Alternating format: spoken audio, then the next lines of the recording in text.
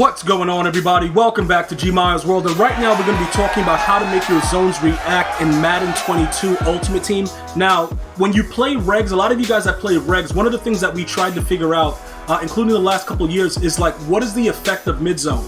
So we've been kind of going back and forth with it. This year, you guys may have seen, oh my God, the zones are playing the way they're supposed to play, based on the EA Sports developer. And a lot of us were really like, yo, what the F's going on? Like, yo, what is this? Why is this game playing like this? And then we've been still grinding, trying to figure out certain things. And ultimately, we figured it out. So what you're going to need to do, and just keep in mind, right?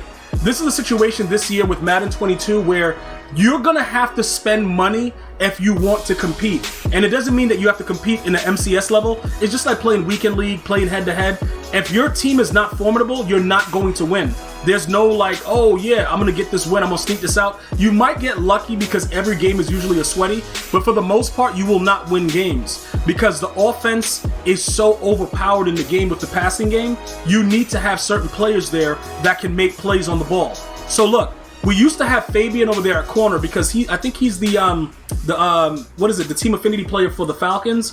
He's super fast, he's a zone archetype, and he gets mid-zone with the power-up.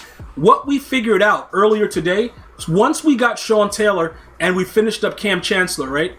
Now we started to see a difference in the way the defense is reacting. So we had to look at it like, okay, what's going on? Like, what's happening? Let's take a look at Sean Taylor's zone coverage, right? He's a 90 zone, right? That's 90 zone coverage. He's right there at that threshold.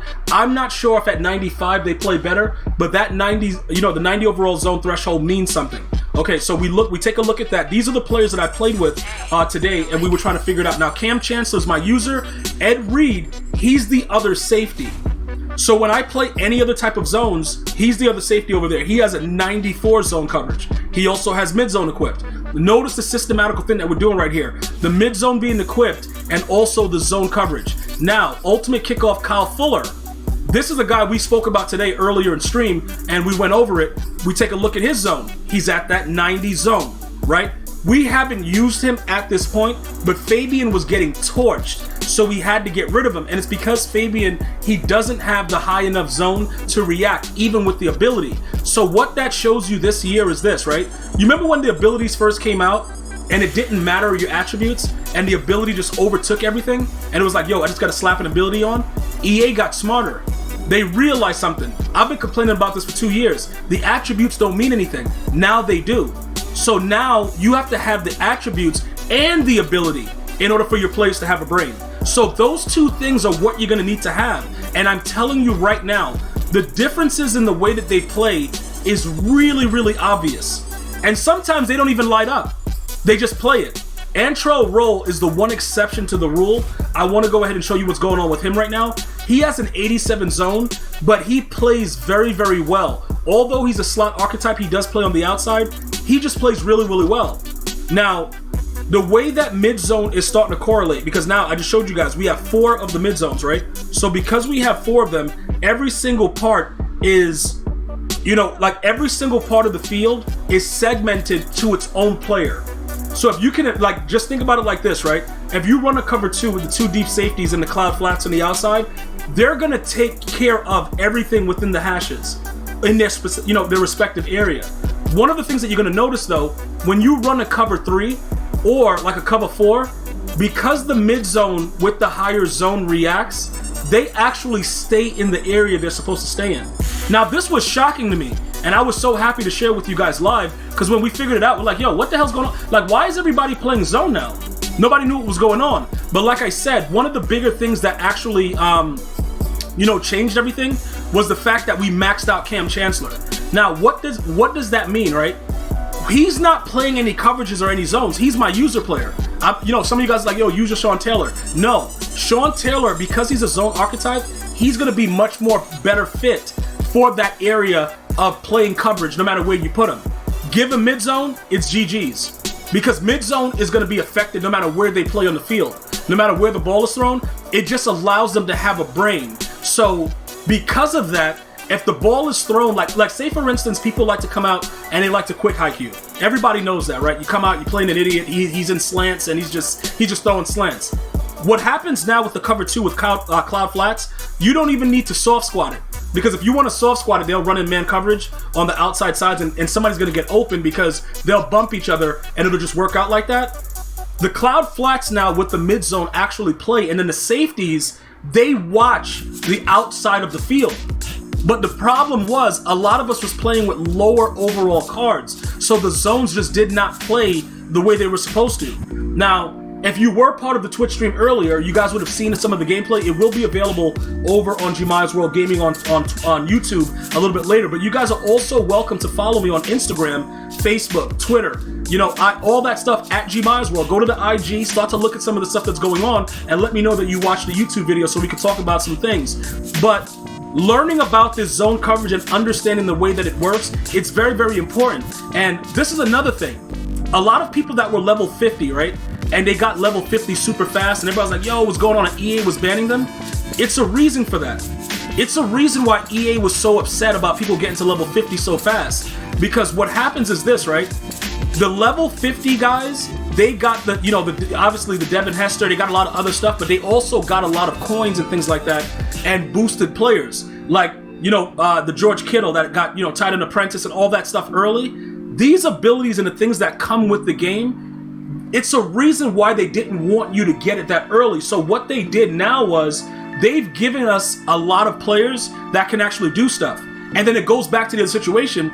It is like a pay-to-play situation. And I'm not going to sugarcoat it, because when I went to 50 of 50, I displayed it for you guys. I went 50 of 50 49ers, and I took more L's than I've ever taken at the beginning of a Madden ever in my life. Because the Niners just don't have a suitable enough team yet. They're not good enough. Now that we've changed it, we only give them the +1. Everything is a little bit different now. The players play better. They react. They do stuff, like, because we have those key components in the different parts of the field. Now, remember this also, right, guys? Just because your player has mid-zone, it doesn't necessarily mean they're going to play the zone like 100%. But if you know what your opponent is doing and you put that player in a flat, they will play the flat. And just so you guys know, you don't need flat zone, right? The flat, because you know, like, flat zone goes from 0 to 10, 11 to like 20 is mid zone, and then 21 plus is deep zone KO. Don't worry about all that. The mid zone has the ability to make the players just react based on what their zone coverage is. So going back to what I was saying before, Antro Roll is the only person that's like kind of an enigma, because he just plays well. Nobody knows what's going on. I'm trying to figure out, like, yo, how is this guy playing like this? Nobody really knows what he's doing. He just does stuff. This guy right here, he goes crazy. He goes absolutely insane for no reason. The dude's running around playing everything. But his zone is a lot higher tier than all the other players. So because he has the attribute, then he has the ability, it works like that. Now, if you're still running Acrobat, one of the things that EA Sports did to Acrobat, they nerfed it a little bit. So what you might see happening now is that your players actually dive for the ball, but they fall on the ground and the ball goes through their body. Sometimes. Before, you know, last week, 2 weeks ago, Acrobat was way, way OP. The only difference between mid-zone and Acrobat is that the Acrobats will dive and do stuff. The mid-zone will just swat the ball out. So the Acrobat, you know, it's a chance that they'll dive and they'll pick it. The mid-zone will just swat the ball down. Or you can click on super fast and try to pick it. But they won't intercept it with the diving animation. They'll just swat it away because it's in their zone. So you won't get the turnovers you would from Acrobat, but you'll get the stop. And then once you know what your opponent wants to do, it's your job to now zone that area. And the one thing that I'll let you know, you're going to have to on the fly create a cloud, a flat. You're going to have to create a soft squat. Dude, you got deep zone, inside zone. You're going to have to do all of that. No defense is going to be perfect off the rip. Every defense is burnable, but you have to adjust to what your opponent is doing. So that's pretty much what you're going to need to do right now to get your, you know, the players to react. Now remember, there are a lot of players that can get mid-zone. Like I said, Fabian, he's very, very cheap. Antro Roll's not that expensive anymore. Kyle Fuller, Ultimate Kickoff, he's very, very cheap right now. So you don't have to go crazy with it. But what I will tell you is this. Please pay attention to the zone coverage attribute, because EA sneakily did this. Because I've been raging about this, that the attributes don't matter. Now it actually does. So once you hit that 90 zone and you put mid zone, watch the way that they play. And let me know. Let me know what's working for you. Let me know how it works. But I showed you guys live during Weekend League. We did not lose yet. I don't even know what our record is right now. I'll go ahead and go check it out. But when we were doing Weekend League with 50 of 59ers, dude, Bloodstains is what remains. It was bad and disgusting, the stuff that was going on.